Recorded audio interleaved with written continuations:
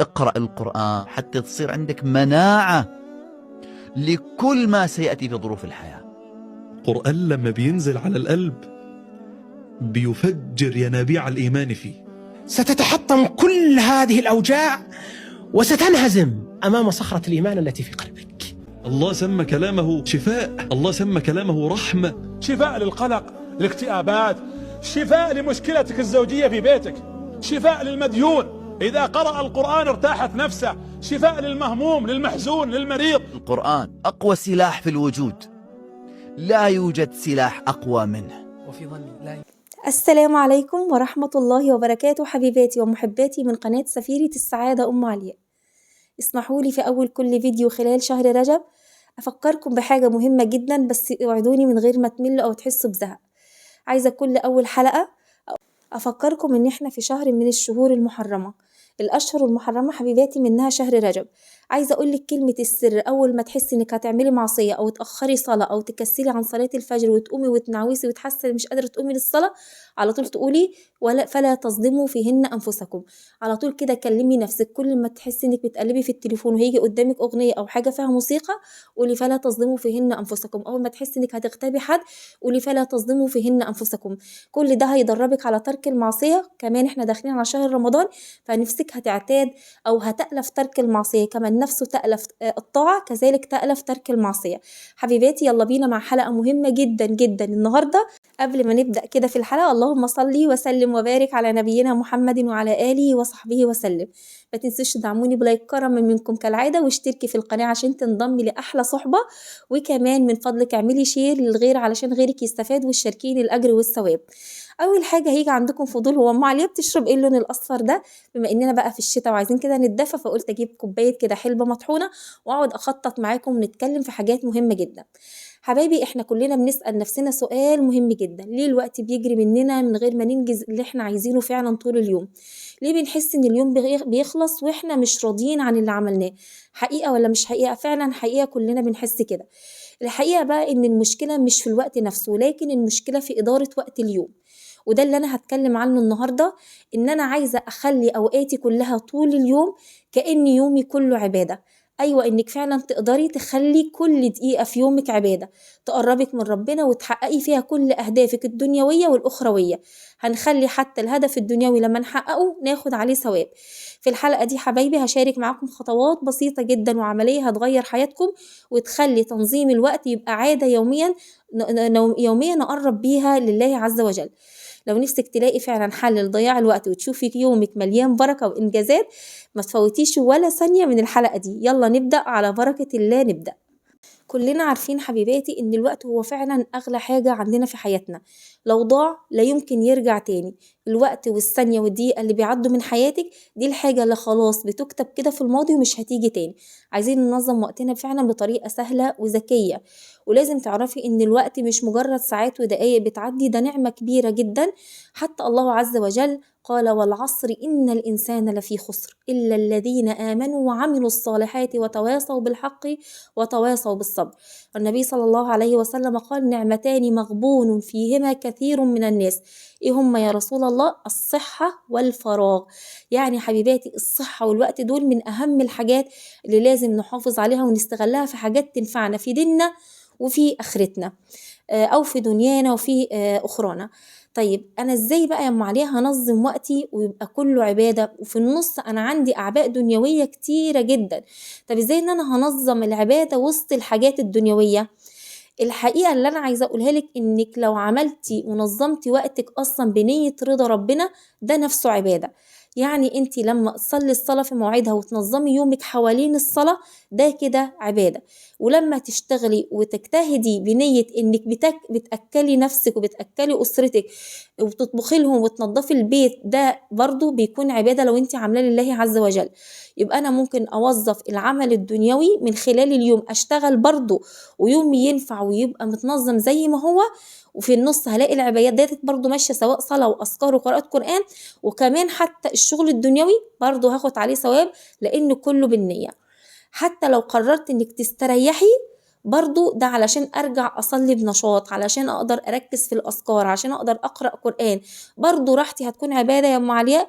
برضو الراحة بتاعتك وانت نايمة تسترخي على السرير كده وتريحي أعصابك برضو ممكن يتحول لعبادة لو نويتي إنك قايمة علشان تستعيدي نشاطك وتجددي طاقتك علشان تساعدي أسرتك وتبقي شايلة مسؤولية بيتك. إن الرسول صلى الله عليه وسلم قال: كلكم راع وكلكم مسؤول عن رعيته. وأنا لما بشوف مسؤوليات بيتي وأولادي فأنا كده مسؤولة عن رعيتي، فأنا كده في عبادة.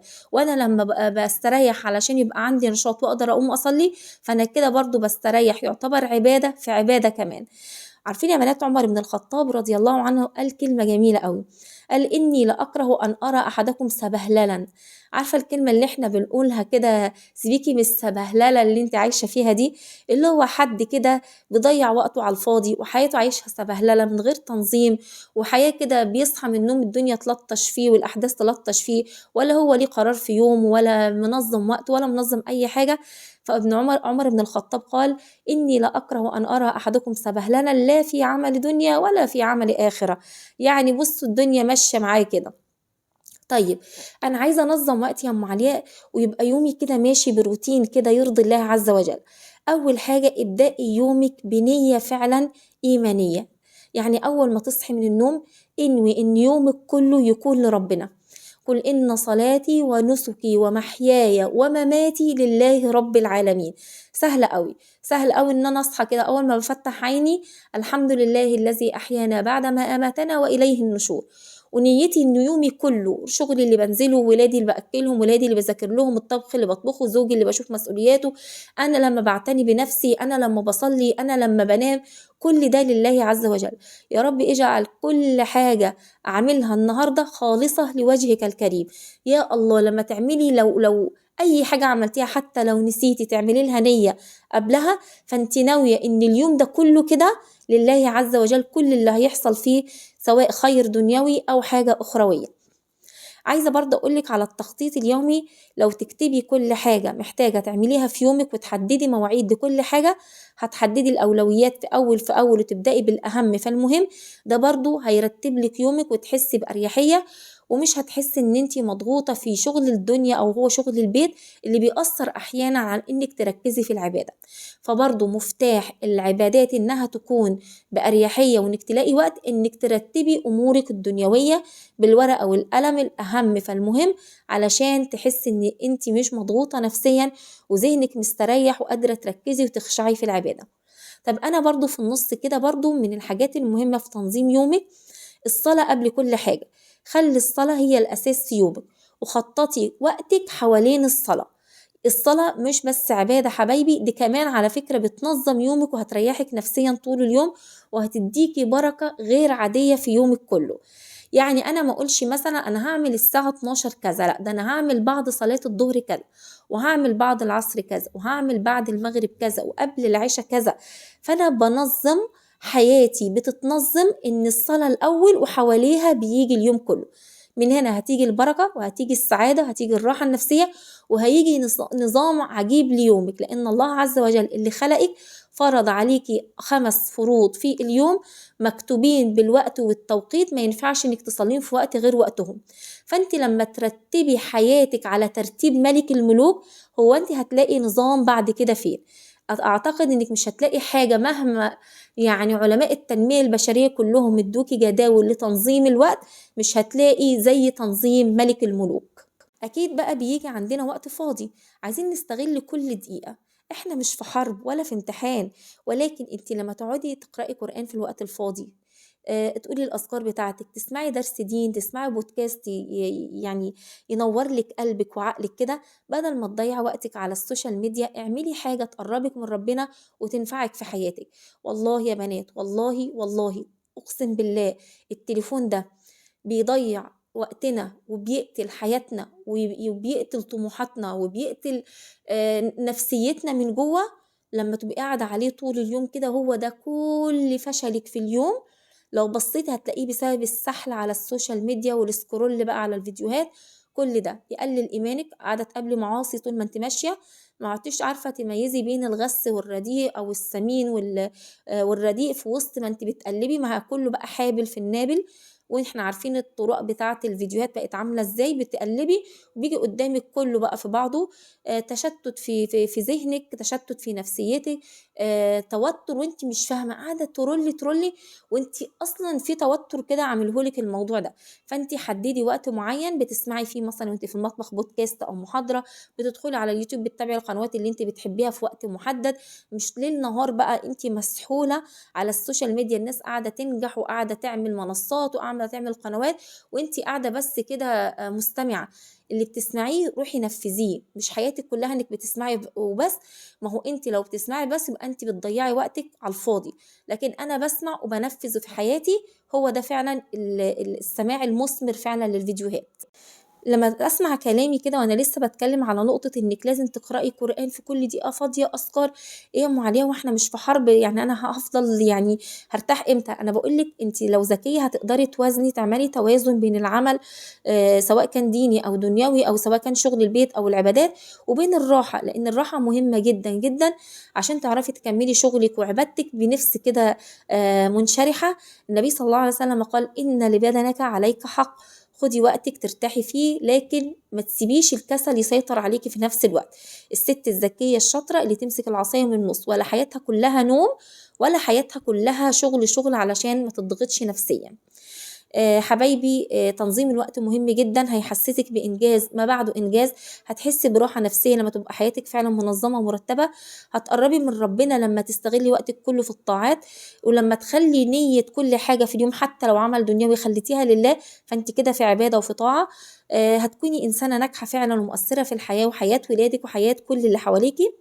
حبايبي، تنظيم الوقت مش صعب، بس محتاج نية وإرادة وعزيمة. حاولي تبدأي يومك بنظام وخطة بسيطة، ابدأي بها تدريجيا لغاية ما يبقى ليكي نظام محدد.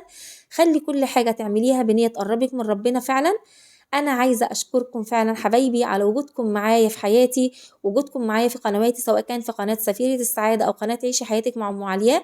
عايزة أركز على أهم نقاط تانية حبايبي. لما تنظمي يومك حوالين الصلاة ده عبادة، لما تشتغلي سواء كان في البيت أو أنت موظفة بره بنية إعادة أسرتك ومساعدة زوجك، ده عبادة.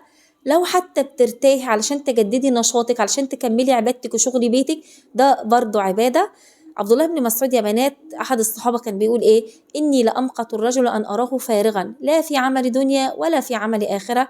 برضو المقولة تشبه مقولة عمر بن الخطاب رضي الله عنه. خلي ليكي هدف في الحياة، وخلي ليكي أسلوب وسيستم أنت ماشية عليه، ما تخليش حياتك سبهللة كده، الحياة بتلطش فيك. لازم يكون ليكي قرار من خلال يومك. الوقت نعمة عظيمة، وتنظيمه كمان يعتبر عبادة لو استغلناه بشكل صحيح. حبيباتي، أشوفكم في حلقة جديدة إن شاء الله من قناة سفيرة السعادة مع أم علياء. ما تنسيش تعملي لايك للفيديو، جزاكم الله خيرا، وتشتركي معايا لو أول مرة تشوفيني. دمتم في أمان الله، والسلام عليكم ورحمة الله.